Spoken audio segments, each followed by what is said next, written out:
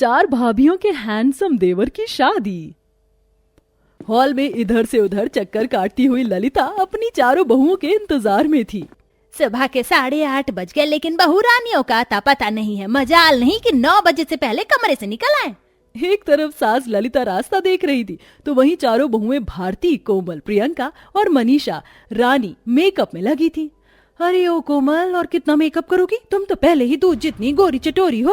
अब हट भी जाओ, मुझे भी मेकअप करने दो। सारे के सारे शीशे के आगे तो तुम ही जमी बैठी हो। लो हट गई, अब तुम भी थोप लो भर भर कर मेकअप, मगर मेरे सुंदर से चेहरे को नजर मत मारो। तभी तीसरी बहू मनीषा रानी देसी टोन झाड़ती है।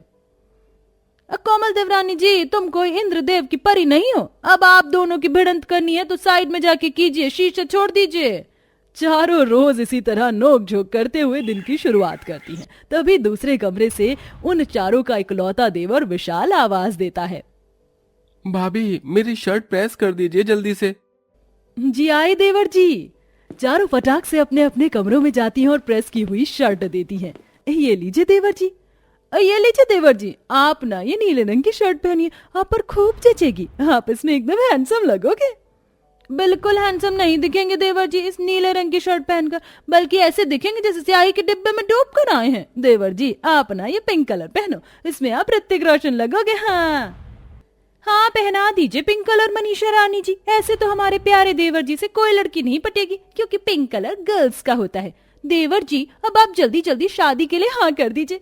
पता है कितने अरमान हैं हम चारों के। हम चारों भाभी आपको सेहरा पहनाएंगी और नाचते गाते हुए आपकी बारात लेकर जाएंगी और जोर जोर से गाएंगी, लो चली मैं अपने देवर की बारात लेके, लो चली मैं अपने देवर की बारात लेके, ना बैंड बाजा ना ही बाराती, खुशियों की सौगात लेके, लो चली मैं। अपनी चारों भाभियों की शादी की बात छेड़ने पर विशाल तफरीबाजी करता है कि हाँ भाभी, आपको बेचारे मेरे चारों भाइयों की हालत दिखाई नहीं देती। देखिए जरा उनके लटके हुए चेहरे, बेचारे दिल ही दिल में पछता भी रहे होंगे तो भी नहीं कहेंगे। चल बदमाश। एक तरफ चारों भाभियां अपने देवर से हंसी मजाक कर रही थीं, तो वहीं उनके पति टेबल पर नाश्ते का इंतजार कर रहे थे। इतनी देर हो गई मगर नाश्ता नहीं बनाया। हम चारों की पत्नियों को तो हमारी पड़ी ही नहीं है। हाँ भैया, चलो चलते हैं, यहाँ टाइम बर्बाद करने से कुछ नहीं मिलना। चारों बिगड़े मिजाज से उठकर चले जाते हैं। बताइए देवर जी, आज आप क्या खाएंगे? क्या बना दे हम आपके लिए? क्या बात है, मेरी चारों भाभियों को बड़ा प्यार आ रहा है मुझ पर।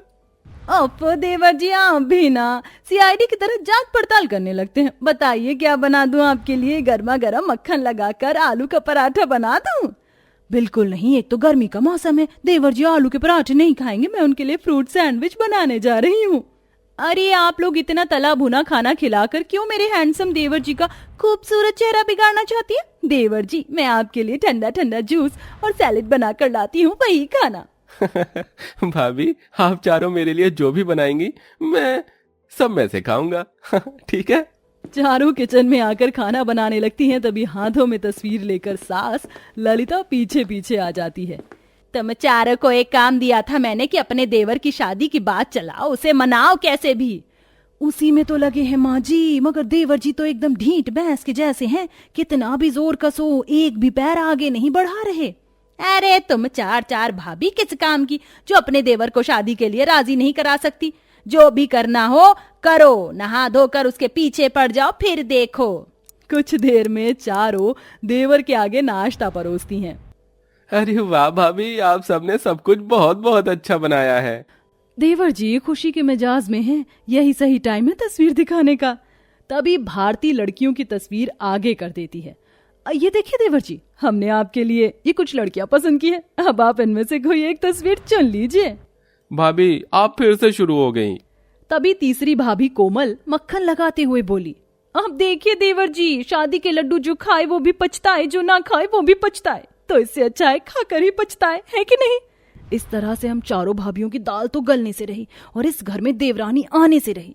ये कहते हुए प्रियंका उदास होकर कहती है, ओह हमारे हैंडसम देवर जी, हम चारों आपसे कौन सा हाथी घोड़ा और सोना चांदी मांग रहे हैं कि आप हमारी देवरानी लाने का सपना भी पूरा नहीं कर सकते। अच्छा ठीक है, मैं शादी के लिए तैयार हूँ, अब उदास मत होइए। चारों भाभी अपने पैतरे से देवर को शादी के लिए तैयार कर लेती हैं और देवरानी ढूंढने में लग जाती हैं। उनकी तलाश प्रिया पर खत्म होती है, जिसके साथ विशाल की सगाई हो जाती है और शादी की तारीख भी पक्की हो जाती है। और वो दिन भी आ जाता है जिसका चारों का इंतजार था। ए भगवान, शादी के घर में कितने सारे काम होते हैं। लड्डू मिठाई बन गई, एक बार देख कर आ जाती हूँ विशाल तैयार हुआ कि नहीं। ललिता अपने बेटे के कमरे में आती है, जहाँ चारों बहुएं देवर को तैयार कर रही थी। सबकी आंखों में से खुशियों की झरियां बह रही थी। प्रियंका, कोमल, मनीषा, देखो तो दूल्हा बनकर हमारे देवर और ज्यादा हैंडसम लग रहे हैं ना। तो क्या हमारे देवर जी रणबीर कपूर से कम थोड़ी है। लाइए देवर जी, मैं सहरा बांध दूं। लीजिए, हो गए दूल्हे राजा तैयार। दरवाजे पर खड़ी सास देवर भाभी के बीच का प्यार मोहब्बत देखकर दूर से ही नजर उतार लेती है। भगवान करे भाभी देवर के इस स्नेह को किसी की बुरी नजर ना लगे। चलो बहुओं, बारात निकलने को है। आसमान में आतिशबाजी होने लगती है और बैंड बाजे बारात के साथ चारों नाचते हुए देवर की बारात लेकर जाती हैं। अरे, हम चारों अपने देवर की बारात लेकर जा रहे हैं और इस गाने के बगैर तो फीकी है बारात भी। चलो गाओ।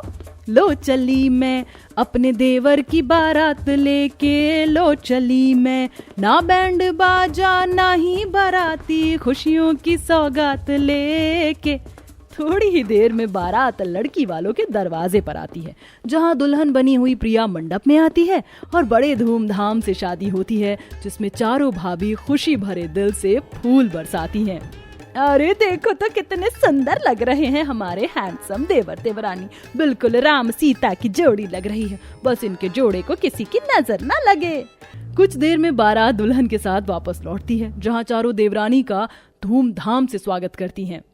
आओ हमारी प्यारी देवरानी जी, हम सबके बीच तुम्हारा स्वागत है। कलश गिराकर दोनों एक साथ सबसे पहले दाहिना पैर अंदर रखना। जी भाभी। वैसे भारती भाभी, हमारे देवर जी इतने हैंडसम है तो हमारी देवरानी भी कम नहीं, चांद का टुकड़ा है।